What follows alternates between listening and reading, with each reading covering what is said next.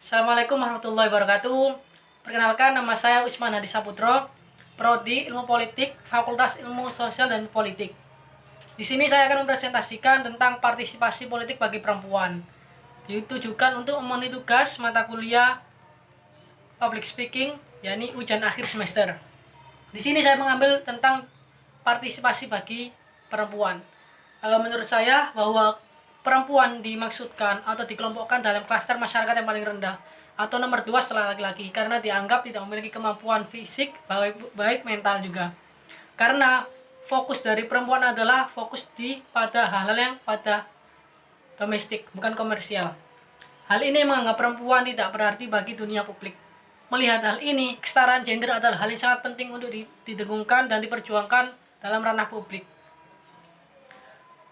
Perempuan juga tidak boleh masuk dalam ranah publik karena dianggap tidak memiliki pemikiran rasional atau juga disebut pemikiran yang irasional karena tidak dapat memberikan sumbangsi kepada publik ataupun politik. Perempuan juga memiliki hak yang sama dalam dunia politik dan publik, dikarenakan mampu memberikan tanggapan, argumentasi, serta motivasi terhadap pemerintahan. Keterwakilannya sangat begitu penting dalam demokrasi, karena demokrasi Indonesia menjunjung tinggi hak asasi manusia. Baik laki-laki dan perempuan juga ikut bisa berpartisipasi dalam dunia politik dan demokrasi. Misal kalau perempuan masuk dalam dunia politik, mereka akan mewakili kaum perempuan. Misal dalam persoalan peningkatan harga-harga pangan, kaum perempuan adalah kaum yang sangat dirugikan atas tersebut. Jika kaum perempuan dilibatkan dalam politik dan kebijakan publik, maka kaum perempuan juga akan terselamatkan dengan hal-hal yang berbau dengan kebutuhan pangan dan sandang. Partisipasi keterwakilan politik perempuan di Indonesia masih minim atau masih belum bisa dimaksimalkan dikarenakan budaya patriarki yang masih membekas di masyarakat karena adanya dogma-dogma bahwa seorang perempuan harus menganut pada laki-laki, seorang perempuan derajatnya harus di bawah laki-laki. Dengan hal itu, kesetaraan gender adalah kunci utama untuk memberikan kesempatan bagi perempuan. Di dalam politik juga parlemen, 30% adalah angka yang sangat fantastis untuk perempuan. Akan tetapi, dari tahun ke tahun, partisipasi perempuan yang ikut pemilihan itu masih sedikit, bahkan tidak sampai mencapai 20%. Dikarenakan ketakutan perempuan terkait dengan politik. Pemahaman mengenai kesetaraan gender ini harus terus dilakukan. Dikarenakan perempuan juga memiliki posisi yang sangat aman di dalam politik dan juga hak-hak yang harus dipenuhi.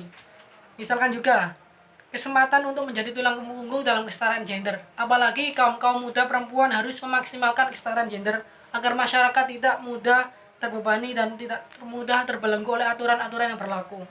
Karena hal ini juga akan memberikan perempuan tidak berdaya. Dengan adanya kesetaraan gender ini, diharapkan perempuan dapat bangkit dan memberikan partisipasi politik bagi perempuan di ranah publik dan politik. Saya sangat mendukung hal ini dikarenakan perempuan juga memiliki akses yang sama terhadap politik.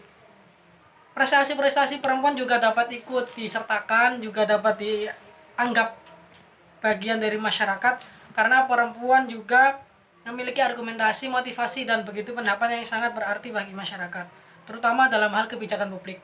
Kebijakan publik sangat menentukan suatu sikap dalam memberikan pelayanan publik kepada masyarakat, khususnya misalkan dalam kebutuhan sandang dan papan. Hal ini juga mendapatkan responsif juga dari kaum laki-laki karena mereka juga merasa tersaingi. Menurut saya, kelompok laki-laki ini bukan merasa tersaingi, harus bisa bagaimana berkolaborasi dengan baik karena perempuan juga memiliki yang sama dalam politik. Sekian presentasi dari saya. Kurang lebihnya saya mohon maaf. Assalamualaikum warahmatullahi wabarakatuh.